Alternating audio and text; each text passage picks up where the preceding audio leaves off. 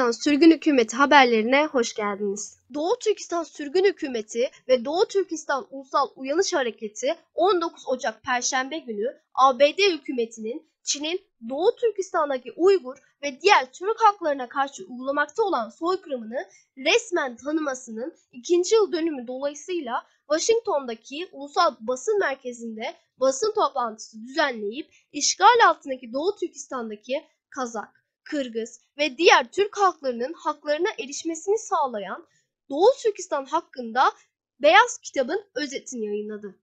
Beyaz Kitab'a göre Doğu Türkistan hiçbir zaman Çin'in bir parçası olmadı. Doğu Türkistan'ın bağımsızlığını geri kazandırmak tek yoldur.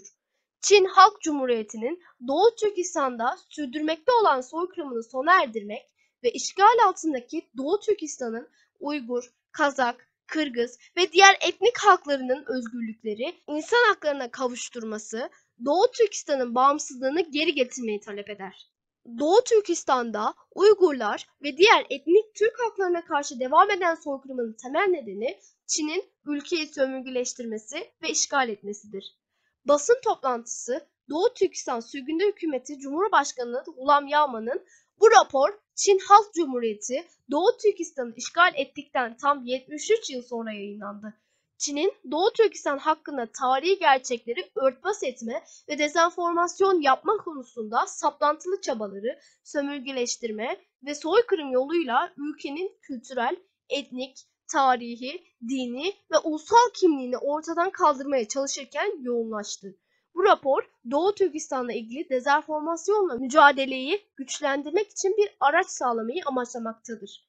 Doğu Türkistan Sürgün Hükümeti, Doğu Türkistan halkının temsilcisi olarak mümkün olan her yerde ve her zaman sicili düzeltmek için mevcut tüm platformları kullanmalıdır, dedi. Cumhurbaşkanı Hulam Yağman'ın açıklamalarının ardından Doğu Türkistan Sürgün Hükümeti Dışişleri Bakanı Doktor Aziz Süleyman, Doğu Türkistan halkı ve nüfusu hakkında kısa bir bilgi verdi. Aziz Süleyman'a göre Çin Halk Cumhuriyeti'nin eski çağlardan beri Doğu Türkistan üzerinde yasa dışı mülkiyet iddiasına rağmen Çin Halk Cumhuriyeti Doğu Türkistan'ı 1949'un sonlarında işgal etmesinden sonra Doğu Türkistan'da gerçek Çin kontrolü ve entegrasyonu başladı. Aziz Süleyman, tarihi nüfus rakamlarına ve diğer verilere dayandığımızda Doğu Türkistan'daki toplam Türk nüfusu Çin'in 2016'da Uygurlara ve diğer Türk halklarına karşı resmi soykırımı başlatmasından önce 40 milyonu aşmış olabilir, dedi.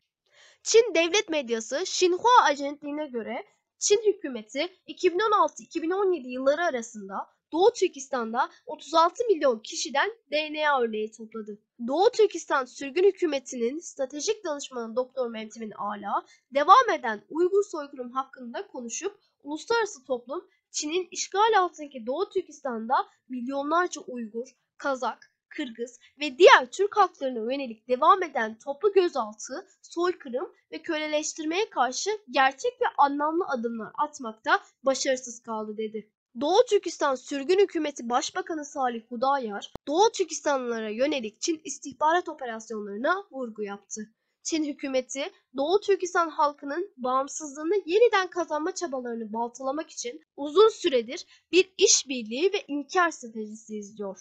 Doğu Türkistan Sürgün Hükümeti, dünya çapındaki tüm hükümetleri Doğu Türkistan'ın işgal edilmiş bir ülke olarak statüsünü tanımaya ve Doğu Türkistan halkının özgür ve bağımsız bir ulus olarak var olma hakkını desteklemeye çağırıyor, dedi.